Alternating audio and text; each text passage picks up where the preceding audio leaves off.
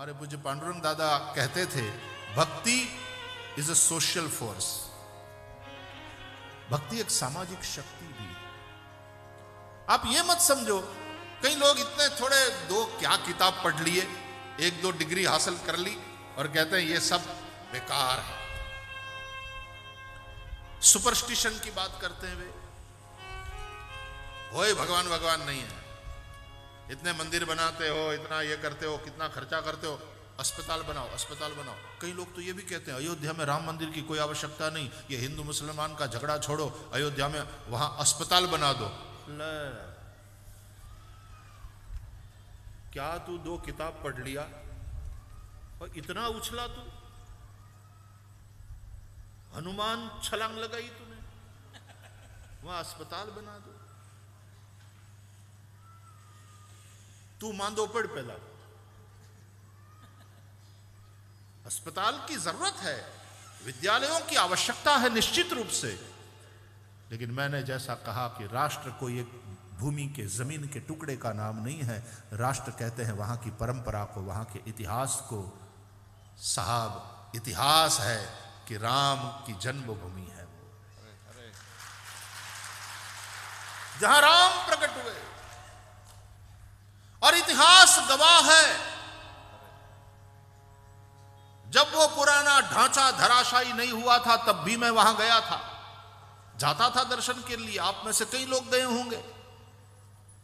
उसके पिलर में मूर्तियां थी, क्योंकि मंदिर को तोड़कर बनाया गया था। वो ढांचा जिसको तुम बाबरी मस्जिद के नाम से जानते थे, मस्जिद के अंदर तो इस प्रकार के पिलर हो नहीं सकते। वहां बुतों की क्या जरूरत, वो तो बुत परिस्थिति के विरोधी है। तो इतिहास गवाह है कि आक्रांताओं ने यह किया। राम मंदिर ही बनना चाहिए और वहीं बनना चाहिए।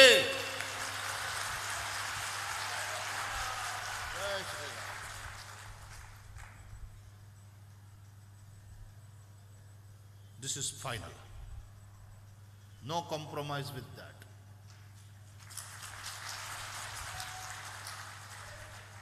जय श्री राम, जय श्री राम, जय श्री राम, जय श्री राम। अयोध्या तक पहुंच गए थे, उन मंदिरों को ध्वस्त किया। क्यों पहुंचे? कमजोर रहे हम कहीं न कहीं। और आज कश्मीर के अंदर, जम्मू कश्मीर के अंदर थोड़ा पहुंच करके हमारे सीआरपीएफ के जवानों के ऊपर जो हमला बोला और जो मारा, आज फिर अरे 13वीं मनाई देश के एयरफोर्स ने, एयरफोर्स के जाबाजों ने।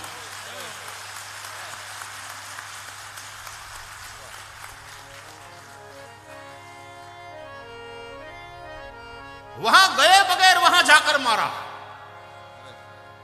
और केवल उन्हीं को मारा जो मारने योग्य थे। वहां की जनता को नुकसान नहीं पहुंचे। और हमारा पड़ोसी देश कहता है आतंकवाद से हम भी दुखी हैं, आतंकवाद के हम भी शिकार हैं। अरे भैया, यदि तुम ये कहते हो कि आतंकवाद तुमको भी दुखी कर रहा है, तो वो आतंकवाद का उद्गम स्थान वही है और आतंकवादी भी वही है, और उसके ऊपर यदि तुम कुछ नहीं कर पा रहे हो, लेट अस हेल्प यू। तुम कुछ नहीं कर पा रहे हो, चलो हम कर देते हैं। और इंडिया ने करके दिखाया। और इसलिए इसलिए इसलिए हमारे पड़ोसी राष्ट्र को चाहिए कि इंडिया का विरोध न करे, बल्कि ये कहे कि हमसे नहीं हो पा रहा था, आपने कर दिया, थैंक यू।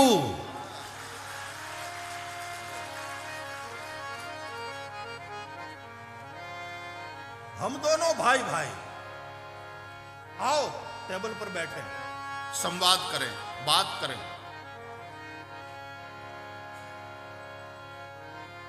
विरोध तो आतंक का है, विरोध आतंकवादियों का है, विरोध आतंकवादियों को सहायता देने वालों का। और देश के प्रधानमंत्री ने कहा था कि बहुत बड़ी गलती कर चुके हैं और इसका दंड भुगतना पड़ेगा, न केवल आतंकवादियों को, आतंकवादियों के आकाओं को भी, जिसने भी समर्थन किया है, चाहे सीमा के इस पार चाहे सीमा के उस पार। और विश्व की सत्ताओं को एक होकर के पूरे विश्व के लिए यह आतंकवाद बहुत बड़ा प्रश्न बन करके बैठा है, उसका सामना करना होगा।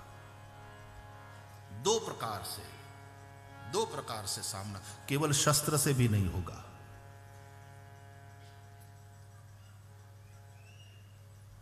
ऑपरेशन तो करना ही पड़ता है, क्योंकि जब मर्ज इतना बढ़ जाता है, रोग इतना बढ़ जाता है, डॉक्टर कहते हैं केवल गोली खाने से, केवल दवा खाने से या केवल मरहम लगाने से ये रोग ठीक नहीं होगा, ऑपरेशन आवश्यक है। लेकिन ऑपरेशन करने के बाद फिर रिकवरी के लिए दवाइयां खानी पड़ती है, फिर मलहम लगाना पड़ता है।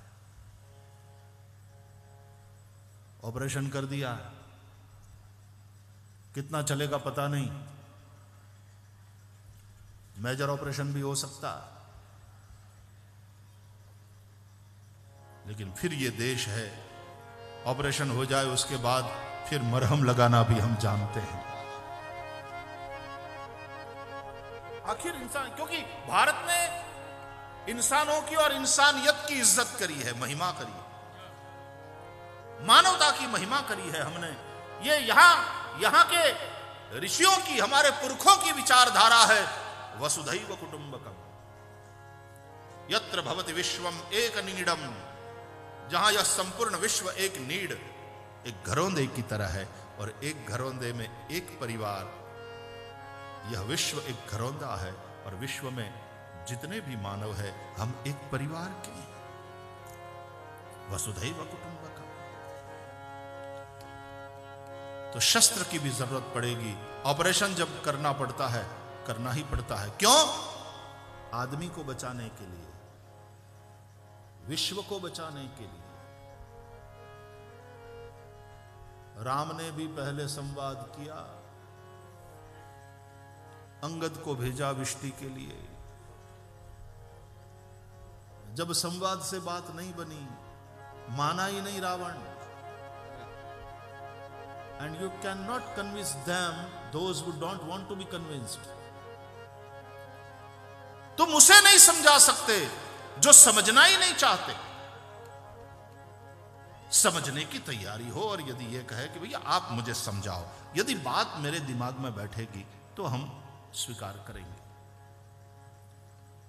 लेकिन यहां तो सबूत लाओ, हम देखेंगे, उस पर विचार करेंगे, और जितना सबूत दो, जितना डोजियर थमाओ हाथ में, दिस इज नॉट इनफ। अरे भैया, पुलवामा में जो हुआ उसकी जिम्मेदारी वहां वाले आका ने ली सीधे ही, और वो वहां बैठा है, तुमको और सबूत क्या चाहिए? उसको तुम नहीं छू सकते, तुम कुछ नहीं कर सकते, हम करेंगे।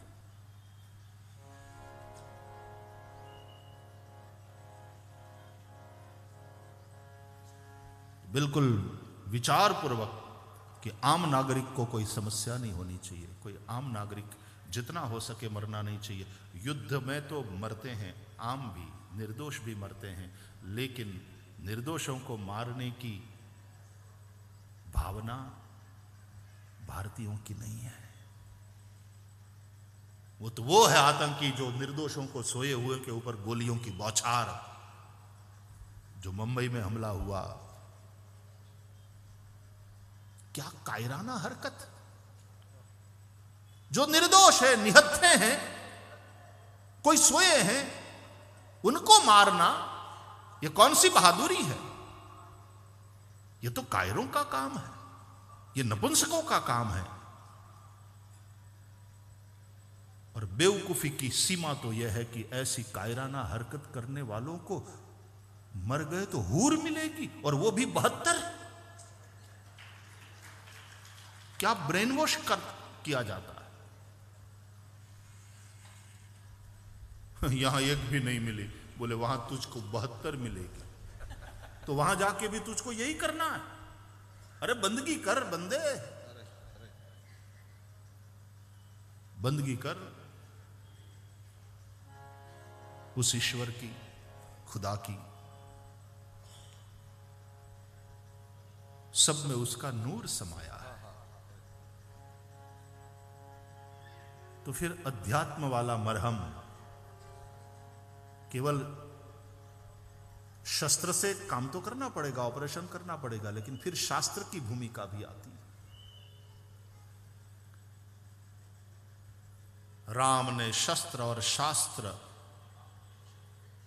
दोनों के बीच में सेतु बनाया है।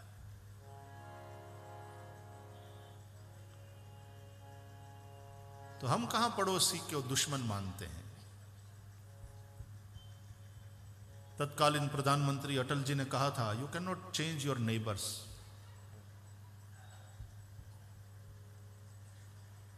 उसके साथ कैसे ताल्लुकात हो तुम्हारे, वही तुम्हें निश्चित करना है। हम चाहते हैं कि हमारे पड़ोसियों के साथ हमारे अच्छे संबंध हो, लेकिन फिर कुछ स्थिति ऐसी बन जाती है, तुमने अपना एक एजेंडा ही नक्की कर लिया हो कश्मीर को बहाना बना करके, तो फिर कुछ ऑपरेशन अनिवार्य हो जाते हैं। देश की जनता समर्थन में तो खड़ी है, लेकिन मुझे इस व्यासपीठ से यह भी कहना है, समर्थन में देश की जनता खड़ी रहे।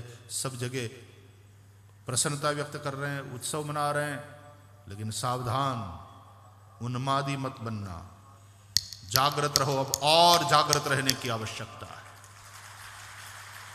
क्योंकि दुश्मन केवल सीमा के उस पार ही नहीं है, सीमा के अंदर देश में भी छुपा हुआ है।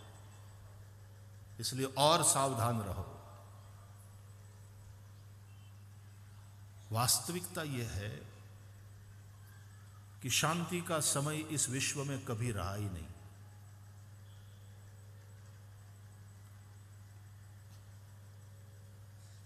युद्ध यहां है, यहां। यूनेस्को जैसी संस्था जब बनी तो उसके आमुख में यह लिखा गया कि यदि विश्व शांति की हम बात करें और विश्व को युद्ध रहित बनाना चाहे, तो युद्ध की शुरुआत इंसान के दिमाग से होती है। इसलिए युद्ध को यदि निकालना हो तो पहले इंसान के दिमाग से निकालो।